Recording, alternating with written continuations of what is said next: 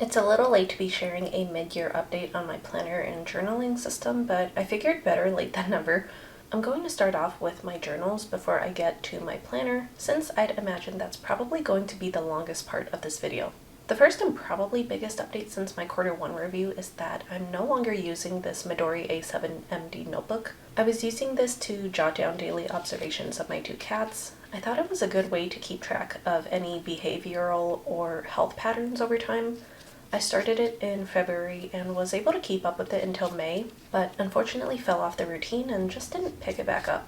It is something I'd like to revisit in the future since I did really enjoy having some sort of documentation of their behaviors, but I think the biggest issue for me was the fact that it was in its own separate and tiny journal. I often went a few days before I even remembered that I hadn't updated it. So I'm thinking if I were to do this again, I'd want to find a way to just incorporate it into my planner. I was able to fill the first half of it, and I didn't want to leave it unfinished, so I went ahead and used the second half as my diary.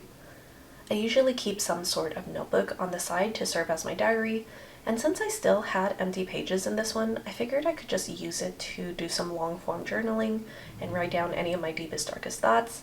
I've since finished filling that journal though, and have now switched to this A6 Hobonichi graph notebook, which conveniently segues into my second journal update. As per usual, nothing new here. Like I've already mentioned, I always keep another journal on hand separate from my planner to write down my most private thoughts and do any long-form journaling when needed.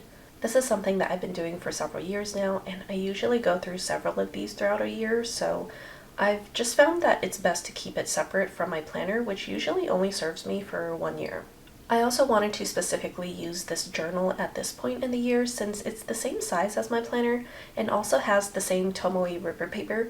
Later this month I'll be going to my first pen show, so I'm expecting to have my planner and this notebook with me while I'm at the show so I can swatch inks and any other materials in the notebook, and also have all of my plans and itinerary laid out in my planner. Next is what I call my life book. It's an A6 Leuchtturm dotted journal that I've been using to document ongoing updates year after year. I have an important dates section to log birthdays and anniversaries, sections for home improvement and car maintenance where I log the date of service, what service was done, what contractor or shop we went to, and the billed amount. Also sections for appointments and an area for common placing in the back. This is something I was really needing in conjunction with my yearly planner to be able to refer back to things in the distant past. No updates here. I really love having this to refer back to when I need it, and keeping it up to date is very quick as well. I've also been using a Midori 10-year diary, which I started at the beginning of 2025, so this is only my second year in it so far. Again, no complaints. I've been really enjoying using this as a very sentimental person. Before I got this, I DIY'd a multi-year journal in an Archer and Olive notebook and used that for about 3 to 4 years until it was all filled up. So I love having this behemoth that I can fill in over the course of 10 years. This pretty much just lives at my nightstand, so I honestly haven't experienced any wear and tear beside from the bookmarks getting a little frayed at the ends, but that should be expected. I've seen a lot of complaints that there's not enough space to journal in this diary, but I personally find it to be a pro since if it wasn't already obvious by now, I love to journal and I already journal a lot as is. So I really don't need a multi-year journal that also requires a lot of my attention and has a ton of space to fill in for every entry. Like I mentioned, this lives at my bedside table, so this is something I write in every night before bed. At that point in the day, I'm not looking to long-form journal for an extensive amount of time. I find it to be the perfect 5 minutes at the end of the day to reflect on my day and just write down a couple sentences about the highlights or most important details from that day. Moving on to the more productive side of my system, I have here my work bullet journal. I won't show too much since it does have some sensitive and revealing information, but like I said, this is what I use at work to keep my shit together. This is an A5 Leuchtturm dotted journal with 411 pages. I figured a bullet journal would suit this part of my life best since I started a new job in February and needed something I could organize my time with while also having plenty of space for note-taking. Contrary to what some might think, this only takes me not even 5 minutes every week to set up. I keep it very simple, but it's been so useful and practical in my day-to-day life. I also like having the flexibility and freedom to set up my months and weeks whenever and wherever I need to, as opposed to having a dated planner. I also wanted to make sure that this lasted me at least a couple years, so I would always have my notes to refer back to all in one book. So another reason why I went with this method. It's been working out flawlessly. I've had absolutely no complaints and highly recommend this route if any of the things I said are things that you can relate to. Lastly, I have what I consider to be my actual planner for 2026. This is an A6 Hobonichi HON, which is their daily planner. This is my first year using this as my planner, and in a nutshell, it's been going great. I really don't have any complaints, and it's been going really well overall. In case you haven't seen my setup video, I pasted in blank grid pages on top of some of the existing spreads that I wasn't planning on using and repurposed them to something I thought would be more useful. For this first page, I covered up the calendars and instead drew something of a yearly log. I love having an area at the beginning of my planners to jot down all of the events and appointments for the year in one glance. Next are the vertical monthly logs, and I used the December 2025 one to serve as a master bills list. This is something I like to include every year in my planners as well, so I can have a list of all of our bills for the year in a glance. If things end up changing throughout the year, this is where I'll update it as well to keep everything current. For the 2026 vertical monthlies, this is something that I carried over from last year, and I've been using this for one-line-a-days. Now, I will continue doing this until the end of the year for consistency's sake, but I think if I were to use this planner again in the future, I would instead use this spread as a yearly log and write down any events under the specific month and next to the appropriate date. This is something that a lovely viewer had suggested in a previous video, and I really love that idea, so thank you so much. The 2027 ones I intended for future planning, but at the time of recording this, I still don't have any plans for next year yet, so this will remain blank until then. Here I pasted in a yearly tracker inspired from the common planner that I was in last year. I've been using this to track my period dates and log my exercises. I really love having this spread and haven't had any issues with it. I love being able to see this information all at a glance when I need to reference it. Something new that I've started doing since the last update is at the bottom, I've started writing down the amount of days I worked out throughout the month divided by the number of days in the month, just to find the percentage. It's honestly not really useful at all, but just something I wanted to try for some reason. Then we have the monthly calendars. I've said this in previous videos and I'll say it again, but I love having monthly calendars. That's how I visualize the months in my head, so it'll always benefit me to plan out my months on an actual calendar. I have no complaints or updates with these. They've remained the same all year, with writing out plans and events in the dated boxes, keeping a monthly expense tracker on the side that's currently covered up, and having a list of monthly to-dos at the bottom of the calendar. Simple yet effective. Next is another set of vertical monthly logs that I've pasted in, except these are specifically for habit tracking. This is also something I migrated from my common planner last year and have found this to be an effortless and easy form of habit tracking. At the start of every month, I draw the icons at the top to signify the habits I want to track, and then I come in every day and cross out the habits I was able to complete that day. At the end of the month, I'll take a highlighter and color in the habits that I was able to complete every single day, which is a fun way to motivate me to try and complete as many habits as I can every day. The next spread is another one I pasted in, and it's a pen show savings tracker and a 30 while 30 bucket list for the year. I was able to reach my goal of saving up for the pen show, which I'm quite proud of. In terms of the bucket list, I think the last time I counted, I've completed 16 out of the 30 items on this list, which honestly isn't too promising given that we're well into the second half of the year at this point. And if I'm being honest with myself, I'm not sure if I'll be able to complete all 30 things by the end of the year, but I'm still going to try and complete as many as I can. As for the daily pages, the blank page that precedes them, I've been using exactly the same as before. I have a media tracker at the top of the page just to keep track of the things I consumed throughout the month. Below that, I've been pasting in a collage of images I've taken throughout the month that I don't fill in until the month is over. I love having these pictures in here to look back on throughout the year. It's a great way to incorporate more memories without having to look on my phone and risk getting distracted by something completely unrelated. And for the actual daily pages themselves, just a quick rundown of my layout. At the top of each page where these 5 boxes are is where I write down my daily to-dos for my cats. I also include a goofy cat sticker next to these tasks, and then in the top right box is where I write the day that I'm on in my cycle.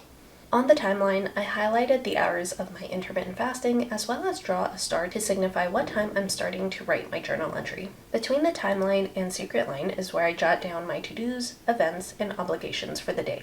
On the other side of the secret line is where I write my journal entry. As you'll see, I usually try to find a highlighter and fountain pen ink that somewhat matches the monthly color. Some months are better matches than others, but it just is what it is. And somewhere on the page, I'll also include what I like to call my daily doodle. However, this year, I've challenged myself to add watercolor to my doodles, so I'll sometimes refer to them as my daily paintings now. Anyway, I know that this may seem overwhelming and chaotic for some, but I really love this busy style of planning and memory keeping combined all into one. Having all of these different aspects on one page really paints the full day's picture for me. I love having the combination of my to-dos along with my journal entry and daily doodle, since it provides so much more context and memories to my days when I'm looking back at these pages. Speaking from experience, when I look back at my old planners, I would only have a list of to-dos for the day and no other context, or I would have one thing on my to-do and a brief journal entry which left so much more to be desired. I hardly remember anything about those days when I look back at those pages, but I feel like I've really found my groove with this planner with having pretty much everything pertaining to that day all on one page. I know this isn't going to matter at all to some of you, and that's okay. One of the biggest reasons why I plan and journal the way that I do, though, is for future me to be able to look back at these and basically recall what my life was like at the time. Trust me, this is all from trial and error. At some point in the near or distant future, I'm going to be a complete stranger looking back at these planners. My life is going to look completely different than it does now. So I'm trying my best right now to set future me up for success by providing all these different elements for her to remember. And I think one of the things that's going to make such a huge difference, and something I really wished I would have started sooner, was the addition of color to my doodles. They provide so much more context and really puts me back into the picture and remember exactly where I was. It paints a much clearer image in my head than when I was just sketching in black ink before. If you're a sentimental and a visual person like me, if there's one thing I hope you take away from this video, it's to spend 5 to 10 minutes every day sketching out a little memory from your day and coloring it in. I fully believe that future you would thank you for it. Needless to say, I've been truly enjoying this planner so far. I feel so tuned in with my routine and absolutely love filling this out every day. Another reason why I feel like this has been so approachable for me is the fact that this is an A6 planner, so fairly small compared to many that are on the market. It's the perfect size to capture a full day in a timely manner. My to-dos typically only take me a few minutes to write in every day, my journal entries take no more than 5 minutes every day, and the daily doodles no more than 10. So in the span of a whole day, it really doesn't take too much time. Also, I found that another way to cut down on time with the daily doodles in particular is skipping the pencil part and going straight in with ink and then watercolor. I used to start each doodle with a pencil sketch, ink it in with a fine liner, erase the pencil marks, then go in with paint. But around mid-May was when I just said to hell with the pencil and started going straight in with the black brush pen. It seriously cut my time down in half. The doodles aren't as precise and crisp as they used to be, but honestly, I think I prefer the loose and imperfect lines that the brush pen creates. It gives the paintings more character, more life, a little more personality. In case you're curious, I was using a Tombow Fudenosuke hardtip brush pen, but mine dried up, so I've switched to this Pilot one that I had as a backup for a long time.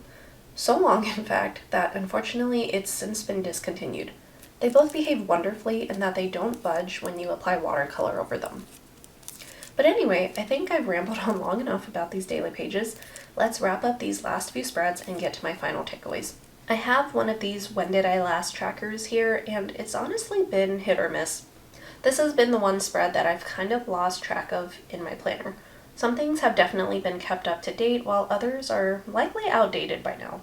There are also tasks on here that are no longer relevant, but so far I just can't really be bothered to completely update this, so I guess that's the update on that. These next few spreads are monthly recaps where I pasted in a picture from the month and wrote a journal entry on what happened during that month. This is another thing that I'll continue to do until the end of the year, but I honestly think I might change this up next year and just have it be a year in pictures type of spread and just completely forego the journal entry. I feel like it's somewhat redundant with all of the other information that's already in this planner.